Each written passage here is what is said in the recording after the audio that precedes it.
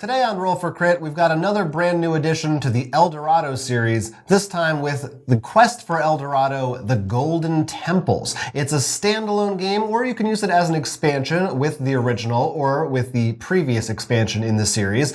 You are all treasure hunters once again, trying to find your way to treasure before anybody else, but this time there's more than one place that you gotta stop at if you want to win. In this game, unlike the original one, instead of just rushing to El Dorado, you'll need to go to 3 golden temples, grab a jewel, and make it back to the end to find the true treasure, friendship. Just kidding, this is competitive. All your other friends can go get eaten by Yig for all you care. So the way the game works is you actually start at the finish line, which is a little temple in that far corner over there.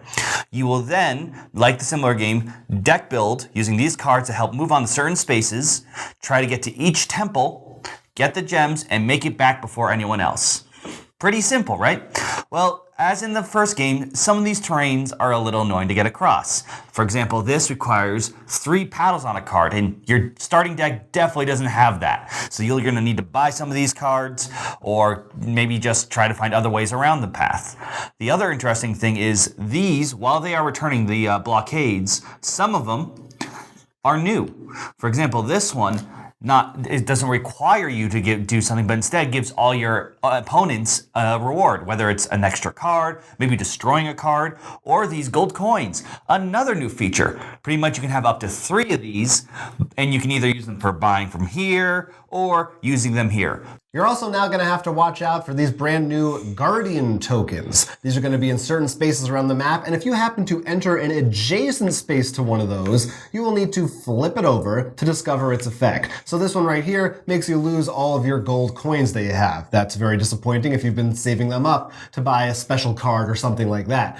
Some of them, like we saw with that blockade earlier, will help all of your opponents instead. Either way, it's going to be bad news for you. Now, these don't flip back over until you leave that space. So if you keep dancing around or if you stay where you are, it'll stay the way it is so it's safe for other players to cross by. That could be something you might want to consider, possibly use to your advantage depending on the situation. Eventually, once you get up to one of these temples, some of these spaces, of course, will be difficult to get into as well. These make you lose gold coins when you enter them. Also, generally, the spaces leading up to them will be more difficult terrain. Depends on how you build your deck and what types of terrain you've specialized in getting across. But besides that, it's pretty much like the original game. Outside that, you're going to get on those temples, get those gems. Once you have 3, you bring it back. What makes it a bit more interesting than the original is just a straight one line, pretty much. I mean, ignoring expansions, you're just trying to make it to the end. There's a bit more of a choice. Like, do I just go for the blue first or red? For example, in the case how we set up right now, maybe the red and the white player are going to try to take advantage of the other 2 gems, or just take advantage of not hitting any blockades. But remember, if there's a tie, blockades are what decide the winner. So you do probably want to at least get one of these. Yeah, right. Especially in games with lower player counts, it's likely you could be neck and neck for a large portion of it. Yeah, that's definitely a big part of it, is deciding, does everybody go for one temple first and it's a big race right there and everyone's like, throttling each other and causing all this chaos and commotion? Or does everyone go for their own thing and it's like, oh, it's kind of calm, like you have your own path until the end, and then everyone will eventually converge, and once again you have that chaos there. It's really in what order do you have that in that changes the game up. And of course the layouts, like you said, can totally change what things are, and like with the original one, you can go crazy and do all kinds of different setups. Yeah, I mean, they give you suggestions in there where they have the base or mix up. This is everything they give you. They give you some extra guardians and tiles, but I mean in terms of location tiles, this is what you get. So there isn't too many configurations with base alone. The cards themselves too, most of them are pretty much what you'd expect, just a lot of movement illusions. Some of these new purple, and this card in particular, I don't remember anything like in the base where you can technically move on the 2 torch spaces. It doesn't matter on the numbers of them, so that's interesting. But definitely the Guardians are where a lot of the juggling and decisions are going to be at, because as you said, you could stop there, you could get that, and if you have no coins, that's great. But you're also giving your opponent a chance to either run through, or something like that. But, I mean, let's look here. It's a lot easier to get next to the Guardian than it is to go all the way around here. Right, yeah, that definitely changes up your decisions quite a bit. You have to decide, is it, do I take that short path and just say, I don't know, maybe it's worth it. Maybe I have a lead, so I don't really care if my opponents get a boost or something. I just need to go through this. But maybe you think that, and maybe it turns out not to be in your favor. So yeah, they definitely make the terrain more interesting, even if you think it's just a straight shot.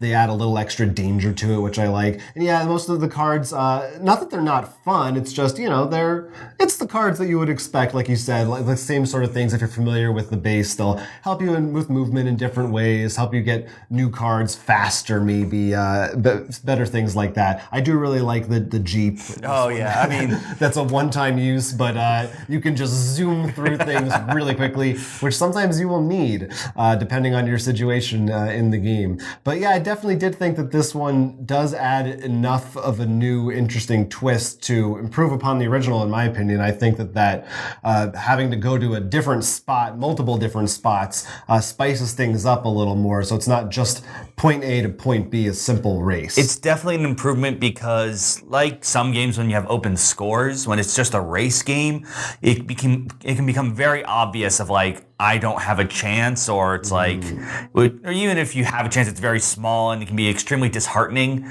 This makes it at least much harder for that point to appear. I mean, it can still appear, don't get me wrong, but it won't be, I think, as obvious as I felt, I think, in the original base game. And this is just judging them bases alone with no expansions. If you mix them up, you're going to have a lot more fun because you make some really weird maps. This can be a lot bigger. It will be a longer game, but it would be definitely a lot more interesting, especially if you start throwing in some of the caves and stuff. Crits and misses for the quest for El Dorado, the Golden Temples. Crits. Having to reach multiple areas of the map before getting to your win condition livens the game up, adds a bit more spice to it, so it's not just a simple point A to point B race. You'll be able to make choices of which temple to visit first and question whether that is the smart move to follow someone or whether to make your own path. While the base gameplay remains relatively simple, new additions such as the Guardian tokens or gold coins do enough to add a lot of variety to the game, make it a different experience each time that you play.